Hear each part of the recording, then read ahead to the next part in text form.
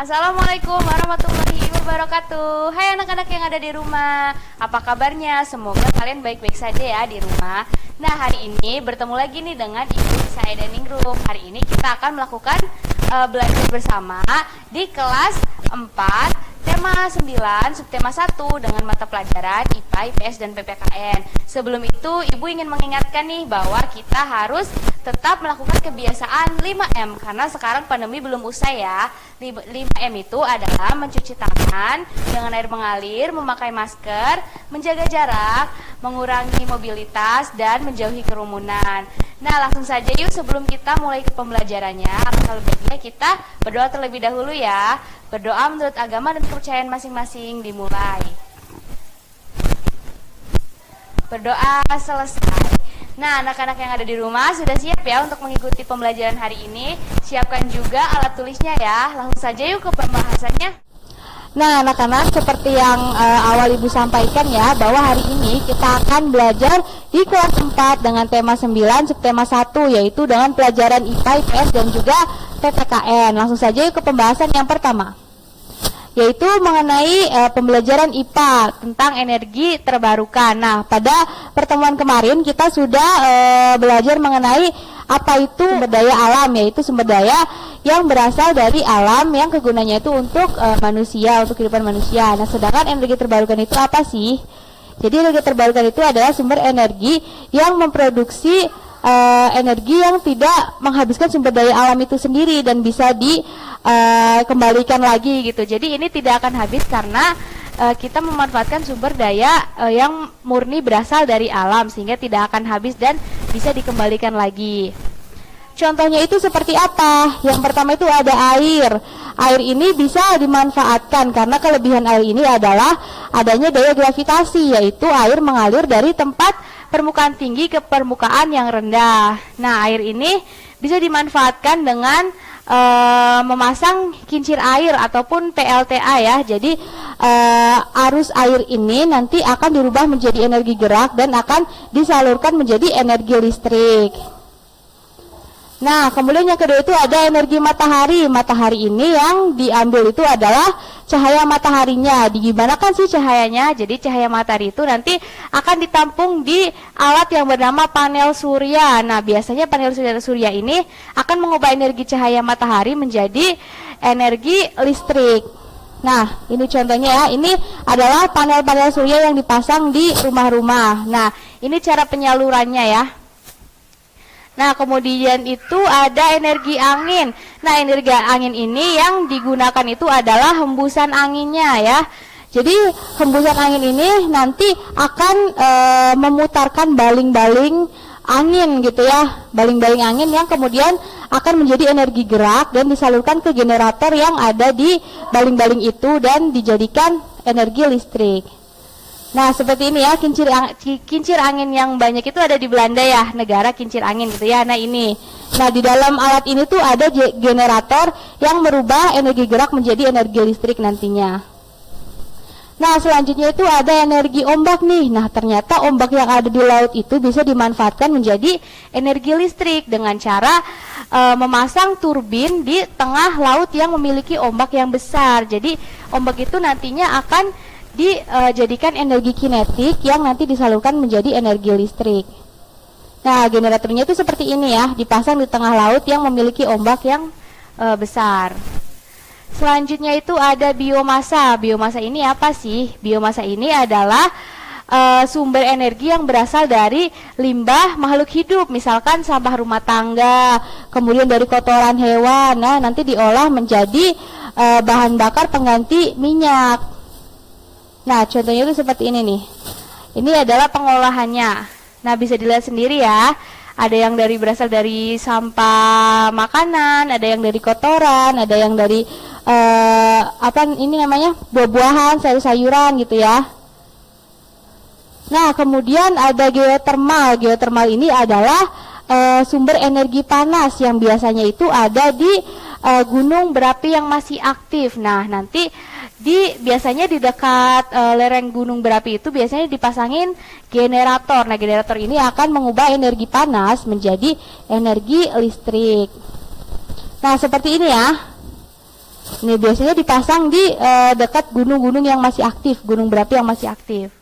Nah, selanjutnya itu ada mata pelajaran yang kedua, yaitu IPS, mengenai peninggalan kerajaan bercorak Buddha. Pada sebelumnya itu kita belajar mengenai peninggalan-peninggalan dan tokoh-tokoh yang ada di kerajaan bercorak Hindu. Nah, sekarang kita beralih ke kerajaan bercorak Buddha.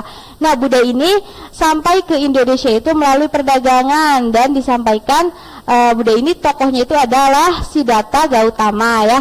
Nah, kemudian ada kerajaan apa saja sih yang bercorak Buddha di Indonesia ini? Mari kita saksikan bersama. Yang pertama itu ada Sriwijaya. Nah, kurang lebih itu Sriwijaya itu ada pada 7 Masehi ini. Jadi Sriwijaya itu membentang dari Thailand, Kamboja, Semenanjung Malaya, Sumatera hingga ke Jawa Barat. Nah, kejayaan Sriwijaya ini dipimpin oleh rajanya itu bernama Raja Balaputra Dewa. Nah, Raja Balaputra Dewa ini menjadikan Sriwijaya ini menjadi negara maritim terbesar di Nusantara.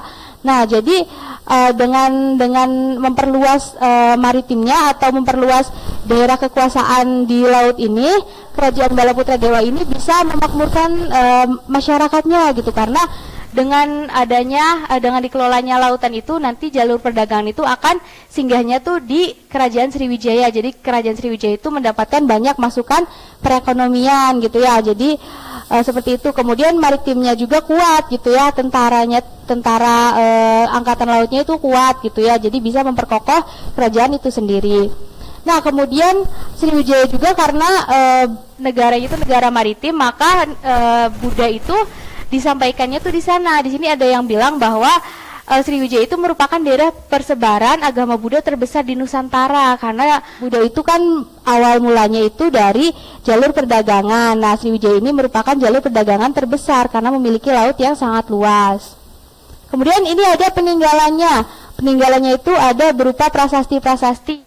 Nah, di sini ada peninggalan Kerajaan Sriwijaya berupa prasasti-prasasti. Di sini ada prasasti Kedukan Bukit, ada Talang Tuwo, ada prasasti Kota Kapur, prasasti Telaga Batu, ada prasasti Karangbirahi, dan prasasti Ligor. Dan kemudian ada candi-candinya juga ya, Ibu tidak sertakan di sini, yaitu ada Candi Muara Jambi dan Candi Muara Takus.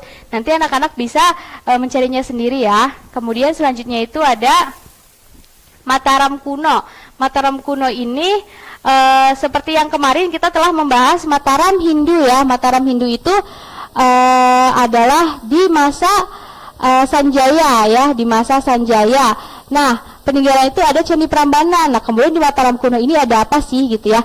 Jadi di Mataram kuno ini ternyata ada 3 dinasti atau tiga wangsa, yaitu pertama itu wangsa Sanjaya yang beragama Hindu yang kemarin Ibu bahas ya, yaitu yang peninggalannya Candi Prambanan. Kemudian yang kedua itu ada wangsa Shailendra atau bercorak Buddha. Kemudian yang terakhir itu ada wangsa Isana. Nah, Isana ini adalah wangsa baru yang didirikan oleh Empu Sindok. Nah, raja pertama di Mataram kuno adalah Raja Sanjaya yang bercorak Hindu ya.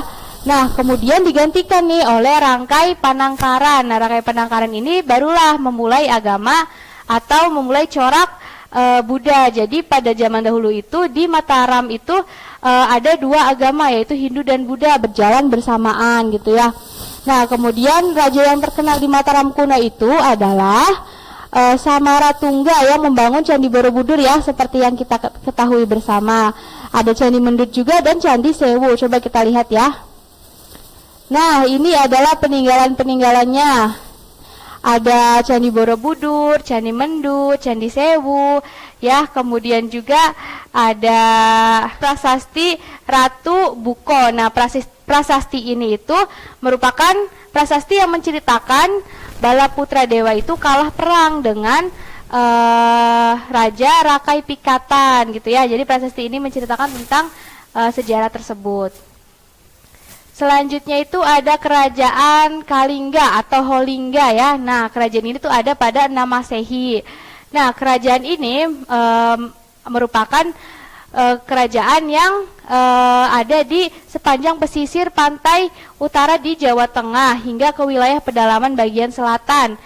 Nah, pusat pemerintahannya itu diperkirakan berada di daerah Pekalongan, Jepara sampai ke Pegunungan Dieng. Nah, pendiri kerajaan ini adalah Daputa Sailendra yang nantinya akan mendirikan Mataram kuno tersebut ya di masa kejayaan Sailendra itu. Nah, kemudian raja pertamanya itu ada Prabu Wasmutri nih. Kemudian Kalingga ini mencapai kejayaannya itu pada kepemimpinan Ratu Sima. Nah, Ratu Sima ini terkenal dengan orang yang tegas dan tidak pandang bulu. Bahkan katanya dia pernah menghukum anaknya sendiri karena anaknya tersebut melakukan kesalahan yang tidak bisa dimaafkan. Nah, Ratu Sima ini sangat peduli sekali dengan rakyatnya karena dia berhasil untuk mengembangkan ekonomi, militer, agama, dan perdagangan, pertanian, dan lain-lain di kerajaannya sendiri. Jadi masyarakatnya itu makmur berkat pimpinan dari Ratu Sima ini. Nah, kemudian berdasarkan catatan dari pengelana asal Cina yang bernama Xing nih ya, pada 7 Masehi ini, Kalingga ini merupakan pusat pengajaran agama Buddha. Nah, Buddhanya ini ada Buddha Hinayana. Nah, dengan pendetanya itu bernama Huining. Nah, jadi seperti itu. Jadi maka dari itu kerajaan Holingga ini merupakan kerajaan bercorak Buddha. Nah, di sini ada beberapa candi dan prasasti, kemudian ada catatan-catatan Cina ya, karena banyak pengelana yang mampir ke kerajaan Kalingga ini. Di sini ada Candi Angin dan Candi Bubrah. Nah, di sini ada Candi Angin dan Candi Bubrah. Kemudian prasastinya itu ada prasasti Tukmas dan prasasti Sojomerto ya. Kemudian di sini juga ada naskah-naskah dan catatan dari pengelana Cina yang menceritakan mengenai kerajaan Kalingga ini. Nah, kita beralih ke pembahasan yang terakhir, yaitu PPKN mengenai peranan sosial satu suku bangsa terkait persatuan dan kesatuan. Nah, seperti yang kita ketahui bahwa Indonesia itu merupakan negara kepulauan yang mana penduduknya ini merupakan penduduk yang majemuk atau beragam ya. Bisa dilihat di sini dari Sabang sampai Merauke itu memiliki pakaian adat yang berbeda, alat musik yang berbeda, makanan, suku bangsa yang berbeda pula karena kita berpencar dari Sabang sampai Merauke, tetapi kita adalah negara kesatuan Indonesia. Nah, di sini ada beberapa suku yang ada di Indonesia, bisa dilihat ya, ada suku Gayo, suku Baduy, suku Ambon, suku Jawa, suku Asmat, Bugis, Melayu, Madura, dan juga suku Batak ya. Jadi Indonesia itu sangat luas sekali, sangat beragam sekali, mulai dari suku, agama, kebudayaannya juga. Nah, tetapi peranan suku terhadap kesatuan bangsa Indonesia itu apa sih? Kan suku itu berbeda-beda. Kan mungkin saja kita tuh berperang karena kita memiliki suku dan kebudayaan yang berbeda ya. Karena adanya perbedaan itu kita bisa memecah belah gitu. Tapi kenapa sih Indonesia ini masih tetap bersatu gitu ya? Nah, kemudian fungsi dari suku bangsa terhadap kesatuan Indonesia itu apa gitu? Coba kita lihat. Yang pertama itu fungsi itu suku itu memiliki fungsinya masing-masing dan saling melengkapi. Misalkan kalau di Jawa itu bermata pencaharian sebagai petani nih. Kemudian kalau misalkan di Batak itu misalkan laut gitu. Jadi hasil lautnya melimpah. Nah, nanti bisa dari Batak itu mengirimkan hasil lautnya ke Pulau Jawa dan Pulau Jawa itu mengirimkan hasil pertaniannya ke Pulau Batak. Jadi kita meskipun berbeda suku, berbeda daerah, tetapi kita saling melengkapi gitu ya, melengkapi kekurangan dan kebutuhan kita gitu. Maka dari itu Indonesia itu dapat bersatu karena hal tersebut. Yang selanjutnya itu ada memperkuat fondasi bangsa nih.